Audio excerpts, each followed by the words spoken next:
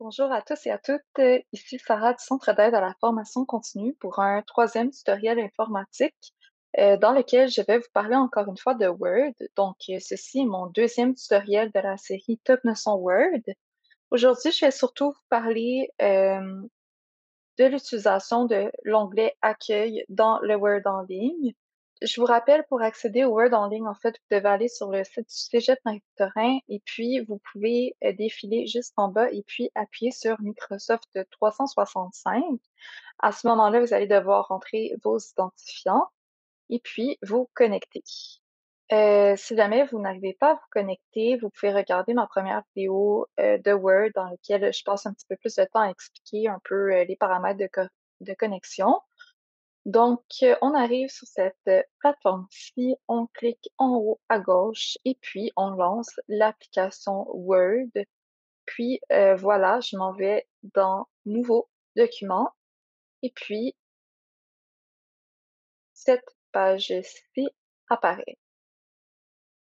Donc, lorsqu'on a ouvert le Word en ligne, comme je vous l'ai dit dans l'autre vidéo, vous devez porter attention au ruban. Donc, on veut voir vraiment toutes les options ici, c'est-à-dire le gras, l'italique, puis les options de paragraphe. Donc, si jamais votre ruban est sur une seule ligne, on ne verra pas toutes ces options. Donc, dans ce cas-là, comme je l'avais dit dans mon autre vidéo, vous devez appuyer sur la petite flèche vers le bas en haut dans le coin droit et puis choisir ruban classique.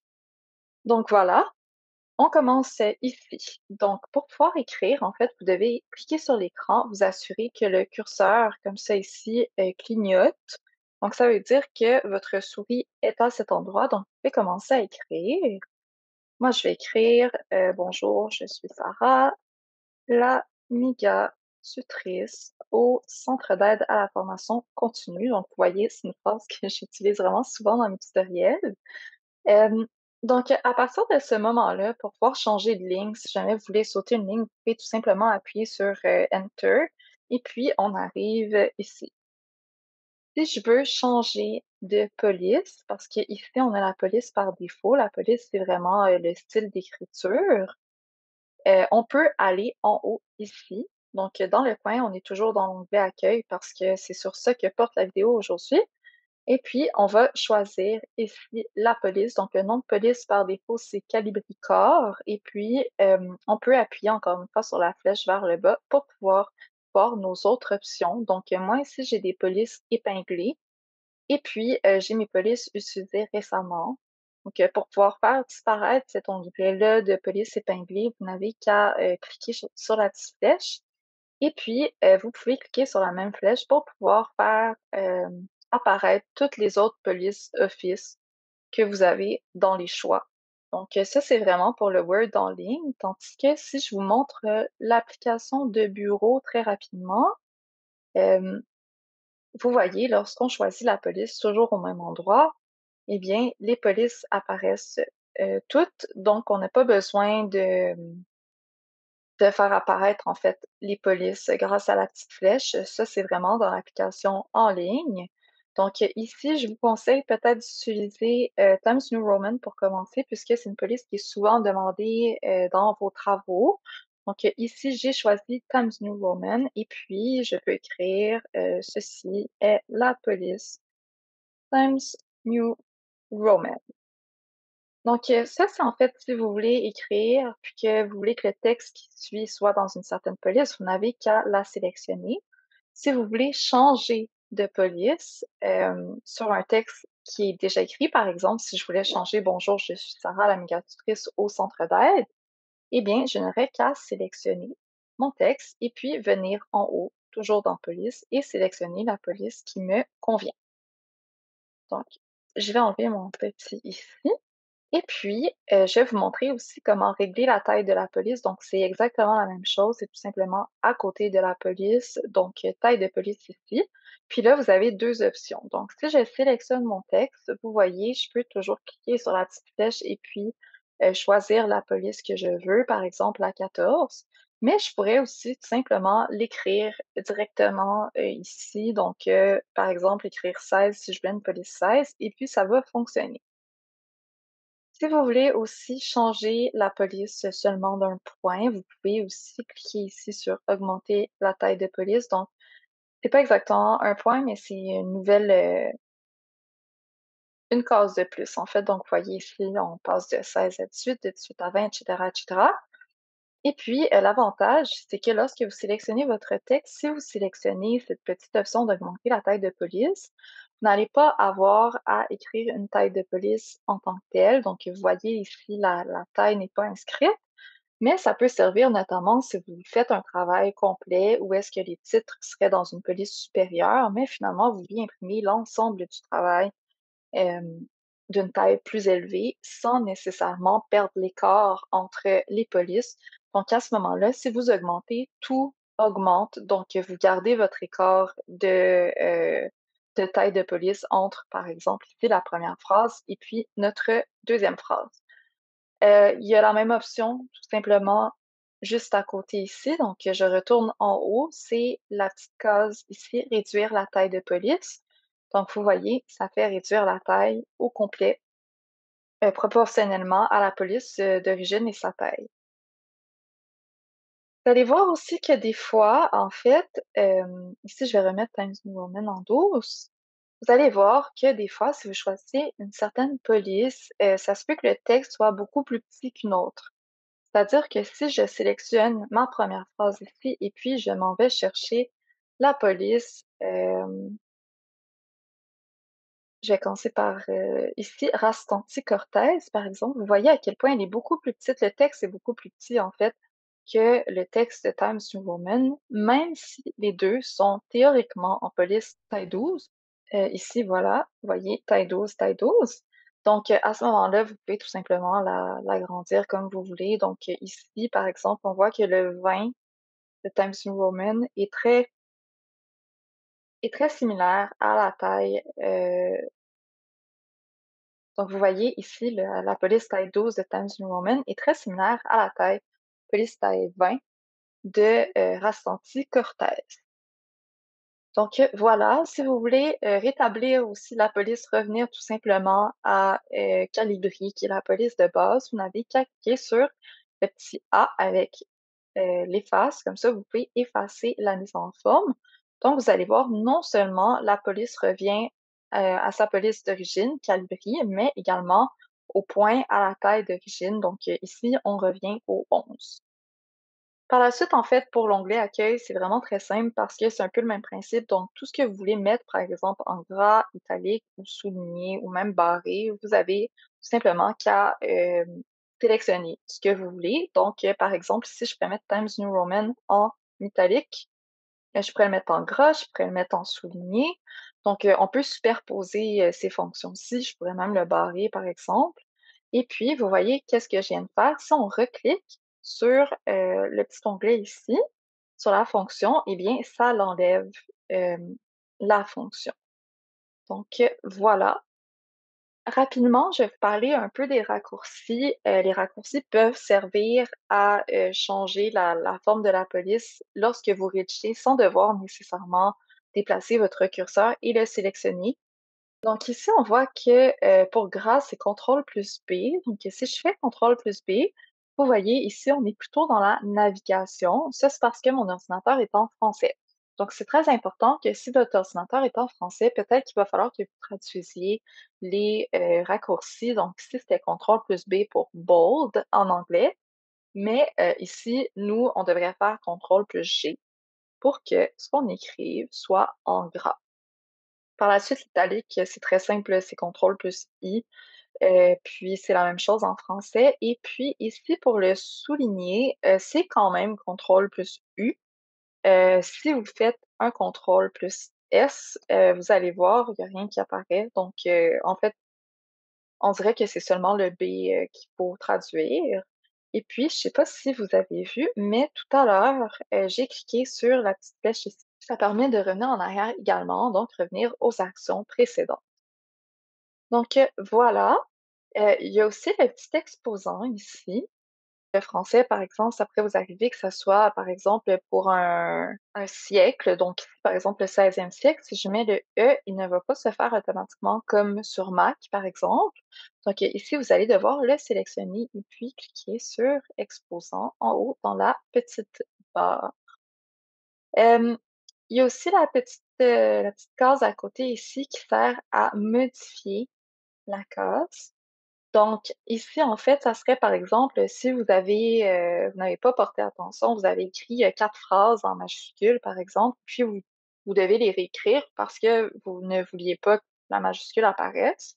Donc, par exemple, si vous aviez appuyé sur, verrouiller majuscule sans faire exprès, eh bien, au lieu de tout enlever et tout, réécrire par la suite, vous pouvez tout simplement choisir le texte que vous voulez modifier et puis modifier. Donc ici, on a l'option minuscule pour toute la minuscule, mais on a aussi ici l'option, majuscule pour tout rendre en majuscule. Sinon, vous pouvez aussi, utiliser, celle-ci pour première case des mots en majuscule, donc première lettre de chaque mot ou tout simplement majuscule en début de phrase. Mais après ça, c'est sûr que la majuscule en début de phrase, elle va souvent apparaître automatiquement sur Word. Donc si vous faites un point, souvent, ça va recommencer par une majuscule par la suite, par exemple.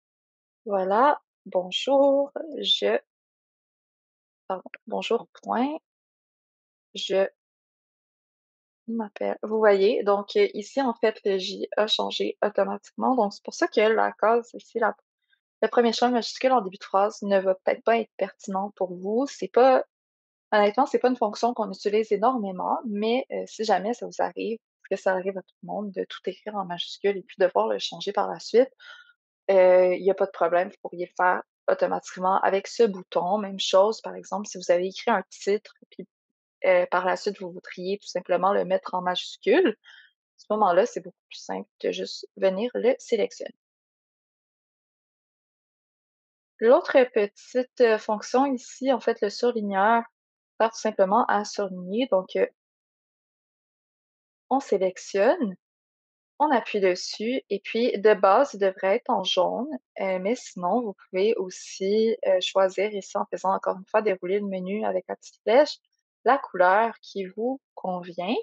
Puis par la suite, le surlignage par contre, vous ne pouvez pas réappuyer dessus pour le faire disparaître. Il faut vraiment que vous resélectionniez le texte et puis que vous choisissiez aucune couleur pour, l'enlever. La petite case à côté sert à modifier la couleur de la police. Donc, par défaut, ça va être en rouge, mais vous pouvez, encore une fois, sélectionner la couleur qui vous plaît. Et puis, vous avez également l'option de choisir plus de couleurs. Donc, à ce moment-là, vous pouvez vraiment choisir la couleur qui vous plaît. Si vous êtes familier là, avec le code ici RGB, vous pouvez aussi entrer tout simplement les codes qui vous convient. Ça, c'est surtout dans un cas, là, par exemple, de travail où est-ce que vous voudriez, faire en sorte que la couleur, soit similaire à une photo, par exemple. Vous pourriez vous en servir. Je vous invite ici, dans Word, quelques minutes, Word application de bureau pour vous montrer ici que, nous avons l'option ici, effet de texte et typographe. Donc ici, on peut choisir un effet et puis écrire. Donc si j'ai écrit le mot «choix» et puis souvent, ça fait un effet un peu de 3D ou, ici, on a une petite gradation de couleurs. Donc, ici, dans le Word en ligne, vous voyez, on n'a pas, vraiment l'effet, on n'a pas vraiment l'effet ici, là. Ici, il faudrait plutôt aller dans «Insérer un objet Word Art» et ça serait un peu plus compliqué. Par contre, on a quand même l'option de style ici qui sert surtout à choisir le style, c'est-à-dire, citation, référence, et cetera, qu'on retrouve dans le Word application de bureau, ici. Donc, le menu est un petit peu plus gros et puis on peut faire dérouler comme ça ici. Dans le Word application de bureau, on a aussi l'option de dicter le texte et puis on peut aussi demander des signatures si on a l'extension Acrobat qu'on n'a pas, sur le Word en ligne. Donc, dans le Word en ligne, on peut aussi dicter. Donc ça sert à faire une commande vocale. Donc, si vous parlez dans le micro, en fait, le texte va s'inscrire. Donc, je vais essayer de le faire en vidéo. «Bonjour» et puis vous voyez mon bonjour Bon, voilà. Et puis vous voyez, mon bonjour, c'est écrit.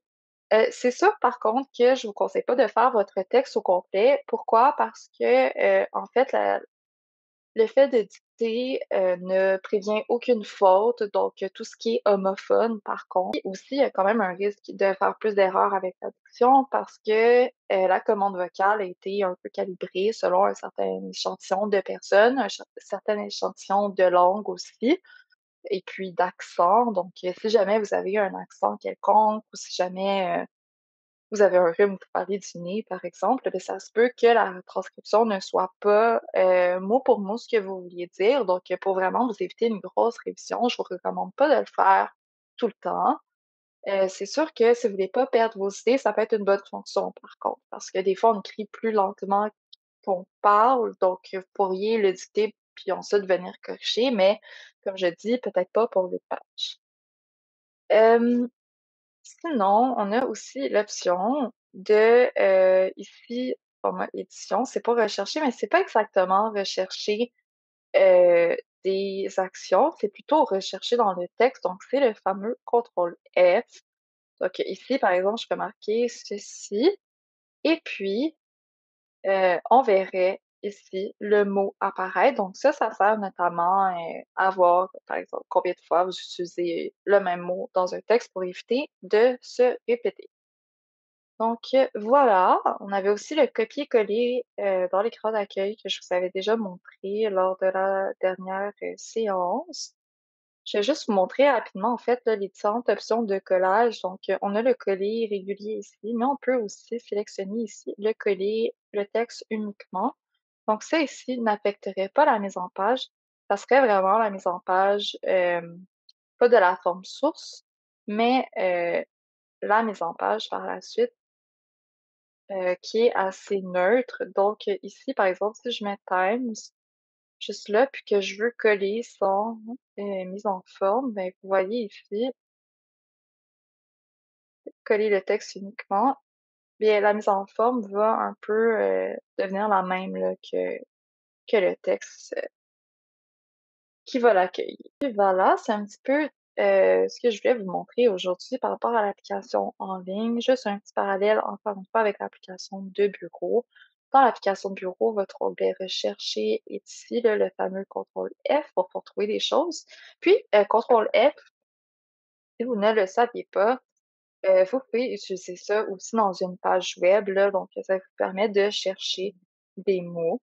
Donc vraiment, ça peut sauver la vie, là, lors de vos lectures, surtout, dans certains programmes où est-ce que les lectures sont très nombreuses. Si vous cherchez un terme, par exemple, ou si vous faites une recherche, vous voulez vous assurer que le texte parle d'un certain mot, eh bien, vous pouvez aller, sur internet, par exemple, directement sur le texte et puis utiliser contrôle F. Donc, le contrôle F fonctionne vraiment partout, c'est pas juste, exclusif à Word. Donc, voilà.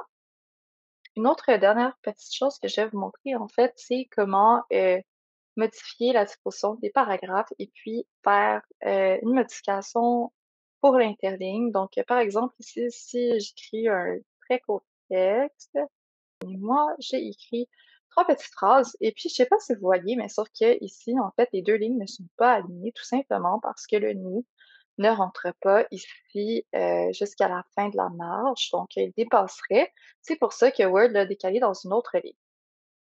Alors, il se peut en fait que sûrement vous avez déjà entendu ça, les professeurs vous demandent de justifier votre texte. Donc, à ce moment-là, qu'est-ce que ça veut dire justifier? Eh bien, c'est le fait de faire en sorte que toutes les lignes arrivent, au même endroit. Donc, pour ce faire, ici, nous devons sélectionner tout notre texte, aller dans paragraphe et puis sélectionner justifier. Donc, c'est vraiment la dernière option à droite, celle qui fait un beau rectangle. Et puis, vous voyez ici, les lignes vont, tout simplement se rejoindre, donc elles sont 100 parallèles et puis, vous voyez, ça fait tout simplement plus propre, comme il fait que, par exemple, ici, les 2 lignes différentes. Donc, c'est sûr que ça paraît pas énormément dans un paragraphe, aussi court, mais si je vous mettais, plusieurs paragraphes ici, beh, plusieurs lignes plutôt pour former un très grand paragraphe, beh, vous voyez à quel point ça serait très pêle-mêle, en fait, comme effet. Donc, ici, vous voyez, je peux tout sélectionner et puis choisir de justifier. Donc, voilà. Aussi, ça se peut que les enseignants vous demandent un certain interligne, donc interligne 1.5, interligne 2, et puis l'interligne, en fait, c'est l'espace entre les lignes. Donc, pour pouvoir les modifier, encore une fois, il faut aller dans Paragraphe. Puis ici, on va choisir l'onglet Interligne, qui est ici, donc c'est un paragraphe avec deux flèches, une vers le haut, une vers le bas, pour montrer l'espacement. Donc ça, on est sûrement à interligne 1.15, mais nous, on pourrait regarder pour interligne 2, par exemple. Donc, vous voyez comment, en fait, les lignes se sont espacées. Sinon, on pourrait faire interligne 1.5 aussi. Donc, en fait, le choix d'interligne dépend vraiment des consignes de vos travaux. Donc, merci beaucoup d'avoir visionné cette vidéo.